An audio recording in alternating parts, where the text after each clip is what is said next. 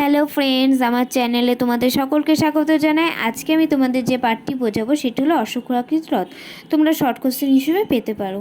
অশ্বক্ষুরাকৃত হ্রদ কী বলেছে দেখো, নদীর সমভূমি প্রবাহে নদীর বাঁকের যে অংশ মূল নদী থেকে বিচ্ছিন্ন হয়ে ঘোড়ার খুঁড়ের আকার অবস্থান করে তাকে অশ্বক্ষুরাকৃত হ্রদ বলে। আমি তোমাদের ছবিটা দিয়ে দিয়েছি, দেখে যাও। এটি কি হয়, নদীর মূল অংশ থেকে বিচ্ছিন্ন একটা ঘোড়ার যে আকার নেয় সেটাই হচ্ছে অশ্বক্ষুরাকৃত হ্রদ। সমভূমি প্রবাহে ভূমির ঢাল কম থাকায় নদী বাধা পেলে আঁকাবাঁকা পথে প্রবাহিত হয়। নদী দেখো এঁকে বেঁকে প্রবাহিত হচ্ছে।